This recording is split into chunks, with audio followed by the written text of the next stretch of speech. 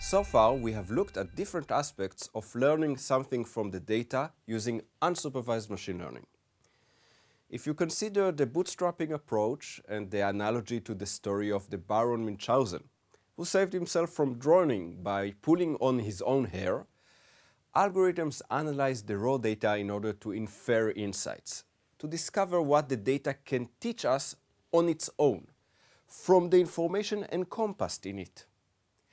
We looked for natural clusters, but there are many other unsupervised machine learning methods.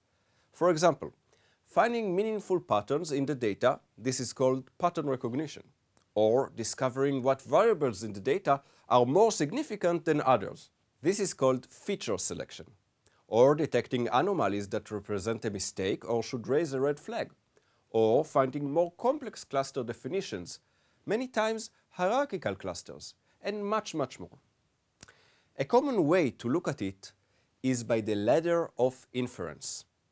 According to the ladder of inference theory, reality is measured using whatever sensors or technique we have. And this produces data, like the one in EMRs.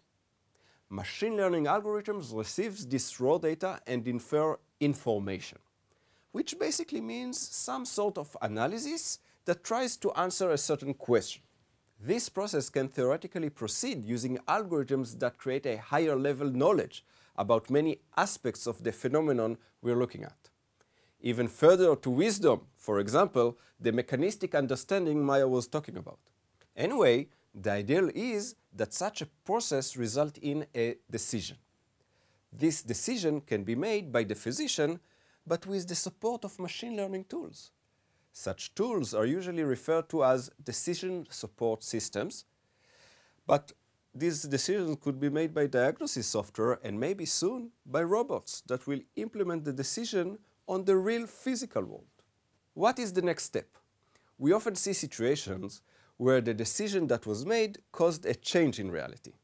So we have a new reality which will also be measured and expressed by new data, so the loop continues.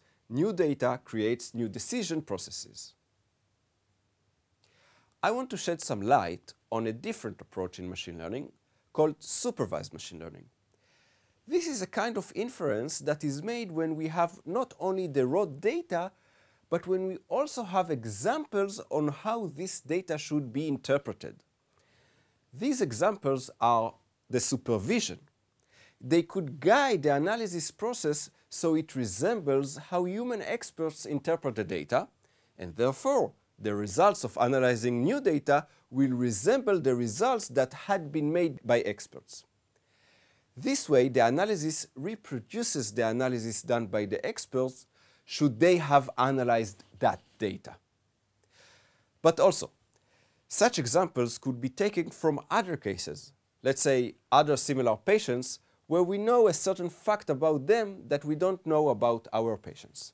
For instance, as in this paper that Maya mentioned earlier, patients reported various health conditions in a social network called Patients Like Me. This platform, which stores a lot of data of different patients over time, can find patients who are similar to our patients according to the data we have. In such cases, these similar patients have also something that we don't have, which is what happened to them if they have underwent through this or that therapy. This is historical data. For example, a description of how the disease evolved in other patients from the same stage on. This is the basis for predicting the future. If we can predict the future and we don't like the content of this prediction, we can then try to change the future.